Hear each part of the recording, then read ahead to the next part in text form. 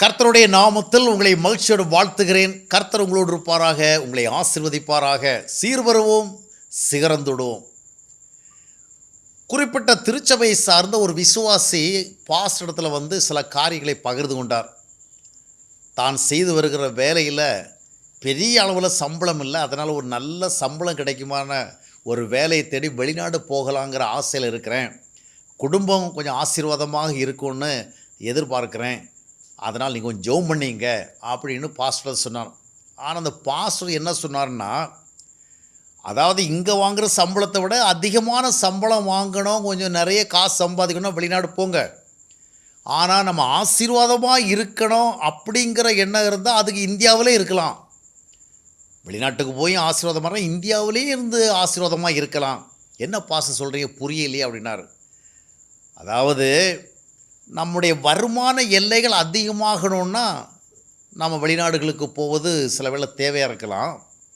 ஆனால் ஆசீர்வாதமாக வாழணுங்கிறதா நம்முடைய உண்மையான ஆசையாக இருந்தால் ஆண்டவர் இதே நாட்டில் நம்மை ஆசீர்வாதம் வைக்க முடியும். வாழ்க்கையில் திரைகடல் ஓடியும் திறவியும் தேடு அப்படிம்பாங்க. நாம் நம்முடைய பொருளாதார நிலைமை வலுப்படுத்துவதற்கு, நம்முடைய வருமானத்தை பெருக்குவதற்கு, வாழ்க்கை சூழலை நன்றாக வைத்து கொள்வதற்கு பல வழிகளை தேடுவோம். அதில் ஒரு வழியாக வெளிநாடுகளுக்கு சென்று வேலை தேடுகிறதும் உண்டு. இதில் ஒரு தவறும் கிடையாது. அதே வேளையில் நமக்கு ஒரு சிந்தனையும் அவசியம். ஆவிக்குரியவர்களுக்கு நாம் அதிக வருமானத்தோடு வாழ விரும்புகிறோமா, இல்லை ஆசீர்வாதமாக வாழ விரும்புகிறோமா? அதிக வருமானத்தை அடிப்படையாக வைத்து கொண்டு வெளிநாடுகளுக்கு போகலாம். ஆனால் ஆசீர்வாதமாக வாழ்வது என்பது வேறு, அதிக வருமான நிலைகளோடு வாழ்வது வேறு. நிறைய பேர் என்ன நினைக்கிறாங்கன்னா, நிறைய சம்பாதிக்கிற ஒரு வாய்ப்பு கிடைத்து விட்டால் அதுதான் ஆசீர்வாதமான வாழ்க்கை என்று. இல்லை, ஆசீர்வாதமான வாழ்க்கை என்றால் தேவ உறவோடு, தேவ ஐக்கியத்தோடு, தேவனை சார்ந்த விசுவாசத்தோடு வாழ்வது. அந்த விதமான ஒரு வாழ்க்கையை நாம் வாழுகிற பொழுது ஆண்டவர் நம்மை ஒரு வெளிநாட்டுக்கு கொண்டு சென்று தான் அப்படி ஆசீர்வதிக்க வேண்டும் என்ற கட்டாயம் இல்லை. நாம் இருக்கின்ற இந்த இந்தியாவிலேயே ஆசீர்வாதமாக வாழ முடியும். ஏன், ஏழை நாடாக உலக அரங்கில் அறியப்பட்ட இந்தியாவில் தான் அதானி இருக்கிறார், அம்பானி இருக்கிறார், பெரிய பெரிய டாட்டா பிர்லாக்கள்லாம் இருக்கிறாங்க. அப்போ இதே வறுமையான நாட்டில் இவங்கெல்லாம் கொடிகட்டி பறக்கிற உலகளவில் பெரிய பணக்காரலாம் இருக்க முடிஞ்சால், இதே வறுமையான இந்தியாவில் ஆண்டவரை விசுவாசிக்கிற, ஆண்டவரை நம்புகிற ஒருவருடைய வாழ்க்கையை ஆண்டவர் ஆசீர்வாதமாக வைக்க முடியாதா? வைக்க முடியும். எனவே நாம் ஆசீர்வாதமாக வாழ வேண்டும் என்ற எண்ணம்தான் மேலோங்கி இருந்தால் இந்தியாவில் கூட அதை செய்ய முடியும். எனவே வெளிநாடு போவதற்கு எனக்கு வாய்ப்பு கிடைக்கலையே, நான் இங்கிலாந்துக்கு போக விரும்பினேன், அமெரிக்காவுக்கு போக விரும்பினேன், அரபு நாட்டுக்கு போக விரும்பினேன், ஐரோப்பிய நாட்டுக்கு போக விரும்பினேன், போக வாய்ப்பு கிடைக்கலையே, ஏதோ வாழ்க்கையை கொஞ்சம் ஆசீர்வாதமாக்கலாம் நினச்ச முடியலையே, அப்படி வருந்த தேவையில்லை. ஐரோப்பாவுக்கு போகாதனால, அமெரிக்காவுக்கு போக வாய்ப்பு கிடைக்காதனால நமக்கு ஆசீர்வாதமாக வாழ்வதற்கு வாய்ப்பு கிடைக்கலன்னு சொல்ல முடியாது. இதே இந்தியாவில் ஆண்டவர் நம்மை ஆசீர்வாதம் வைக்க முடியும். இதே இந்தியாவில் ஆண்டவர் நம்மை மனமகிழ்ச்சியாக வைக்க முடியும். நாம் ஆண்டவருக்கு நம்மை முழுமையாக ஒப்பு கொடுத்து ஆண்டவருடைய திட்டத்துக்கு இசைந்து வாழ்வதற்கு முன் வந்தால் இந்த நாட்டில் நம்மை ஆண்டவர் ஆசீர்வாதம் வைக்க முடியும்.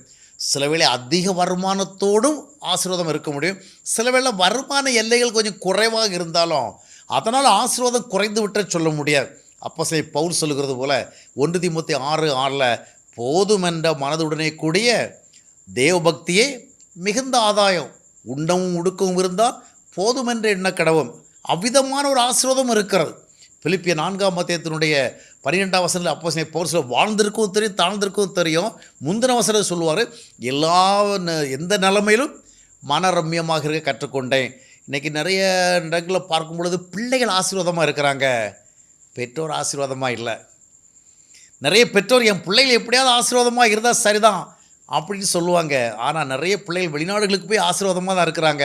அவங்களுக்கு நல்ல வருமானம், நல்ல வீடு, நல்ல உடைகள், நல்ல சொசைட்டி எல்லாம் நல்லா இருக்குது, ஆசீர்வாதம். ஆனால் பெற்றோர்களுக்கு பிள்ளைகள் அருகில் இல்லை, ஒரு அவசரத்துக்கு ஒரு உதவி இல்லை, ஒரு வியாதி வந்தால் விசாரணை இல்லை, எல்லாவற்றுக்கும் ஒரு தேர்ட் பர்சனை கூட தான் பண்ண வேண்டியிருக்குது. என்ன தான் பிள்ளைகள் வீடியோ கால் பண்ணி பேசினாலும் அவங்க இருக்கிறது வெளிநாட்டில் தான். அவசரத்துக்கு ஒன்றும் பண்ண முடியலை. அதனால் சில இடங்களில் பார்க்கும் பொழுது பிள்ளைகள் ஆசீர்வாதமாக இருக்கிறாங்க, ஆனால் பெற்றோர் ஆசீர்வாதமாக இல்லை. அதனால் சில நேரத்தில் நாமும் ஆசீர்வாதமாக இருக்கணும், நம்மை பெற்றெடுத்த பெற்றோரும் ஆசீர்வாதமாக இருக்கணும் அப்படிங்கிற கருத்தை வச்சு, ஆண்டவரே நான் எங்கே இருந்தால் ஆசீர்வாதமாக இருக்க முடியுமோ அங்கே என்னை நீர் இருக்க வைப்பீரான்னு சொல்லி ஒப்பு கொடுத்தா, ஆண்டவர் இதே வறுமை நாட்டில் கூட நம்மை வாழ வைக்க வல்லவராக இருக்கிறார். பஞ்சகாலத்திலும் ஈசாக்கு விதை விதைத்தா 100 மடங்கு பலன் வந்துட்டு பார்க்குறோம் தானே. அதுபோல் பொருளாதார நிலைமையில் கொஞ்சம் குண்டி இருக்கிற ஒரு நாடாக இருந்தாலும் கூட இந்த நாட்டிலும் நம்மை ஆசீர்வாதம் வைக்க முடியும். எனவே பிள்ளைகளாகிய நாம் மட்டும் ஆசீர்வாதமாக இருப்பதல்ல, நம்மை பெற்றெடுத்த பெற்றோரும் ஆசீர்வாதமாக இருக்க வேண்டும் என்ற மனநிலையோடு நாம் செயல்படுவது ஆண்டுடைய பார்வையில் மிகுந்த மேன்மைக்குரியதாக இருக்கும்.